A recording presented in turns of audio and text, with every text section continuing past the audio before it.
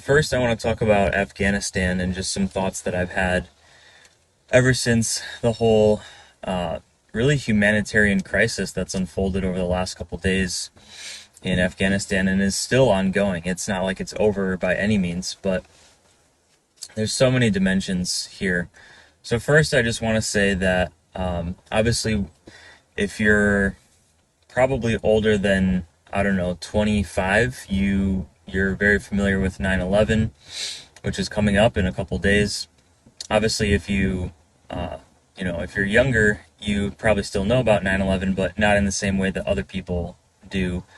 I remember being let out of school early that day, and my parents talked to me about what happened later, and it was pretty intense. Obviously, it was one of the worst days in this nation's history, as well as it was really bad for other countries as well. But obviously, we all know why we got involved, why the U.S. got more involved in Afghanistan. We had been involved in that part of the world before, but certainly nothing to the extent that we did after 9/11.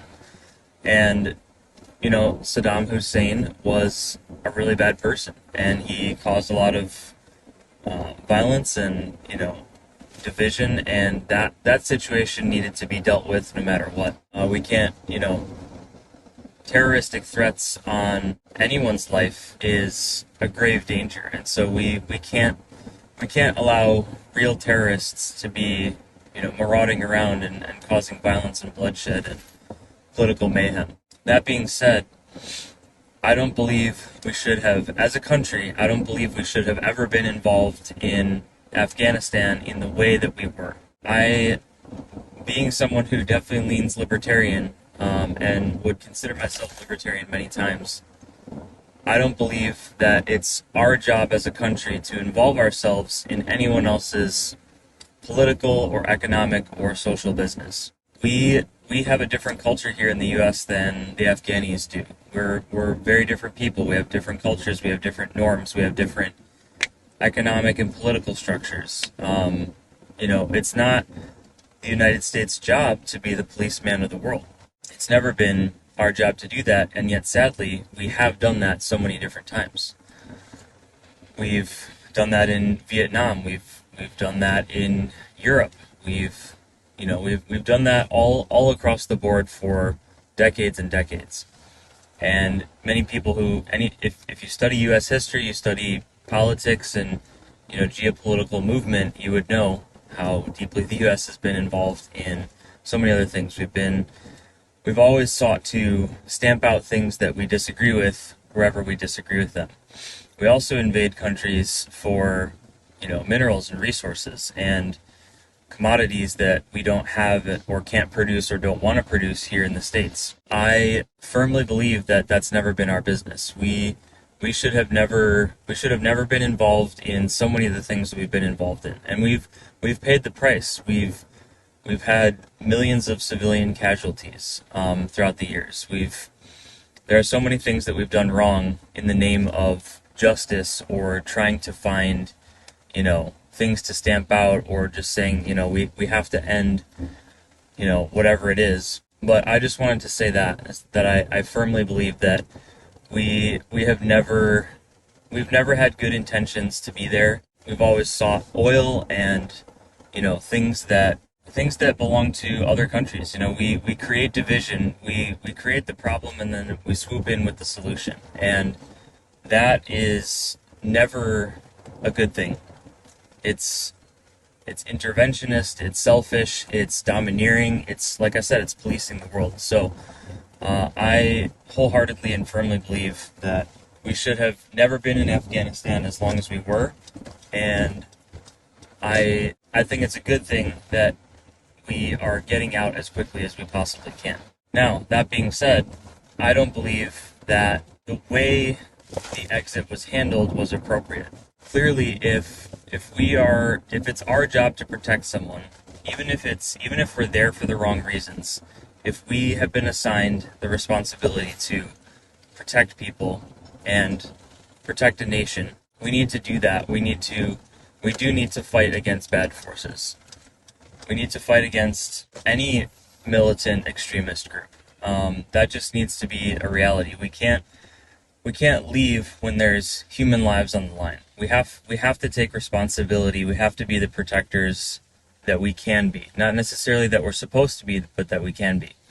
So I don't believe that the situation was handled well. I don't believe the situation was handled wisely or intelligently. If Joe Biden's intelligence on the ground had answers and had information that he was not taking advantage of as commander in chief, that's a grave danger right there. We need, in situations like this, even if we're not responsible for fixing a problem or providing every solution, we need to be responsible for what we're responsible for. There's no other way around it. Add to that the fact that people are fleeing for their lives and trying to run away from a crisis and, keep themselves protected. That's all you can ever ask of someone. You can't ask, individuals to change the course of a nation or defeat a political upheaval. You can't do that. All you can do is expect people to be responsible for their own lives, their own families, and to some extent their own country. But for the most part, most people are just going to fight for their own lives and defend their own lives, and I think that's completely acceptable. What's not good is leaving people out to dry and letting them, basically fight to get on airplanes and risk dying just to get out of a country. That is never going to go well. So it's a massive humanitarian crisis out there. There are obviously thousands of Americans. There still are thousands of Americans in Afghanistan. There are people who had nothing to do with how this situation unfolded, who have their lives, some of their freedoms, they have everything on the line. They're being forced to fight for everything they know, and in a matter of probably less than a few hours, I would imagine. Someone's honking behind me because they want me to go. I rarely turn right on red unless I am in a rush to do something. All right, sorry about that. So yeah, I mean, there's men, women, and children who are now fleeing. They had to leave, they had to leave their homes overnight, and they're trapped. They're doing everything they can to get out of it. I'm just heartbroken by this terrible crisis that's been thrust upon people at the last minute. I can't imagine dealing with that. I've never dealt with anything remotely close to that in my entire life. Things that happened last summer in the US look tame compared to everything that they're dealing with out there. So if you are one to pray, I ask you to join me in prayer for the people who are out there suffering and fighting for their lives. I won't be praying right now. I'll be praying separately, but it's a really bad situation out there, and all that someone can do is hope that things get better.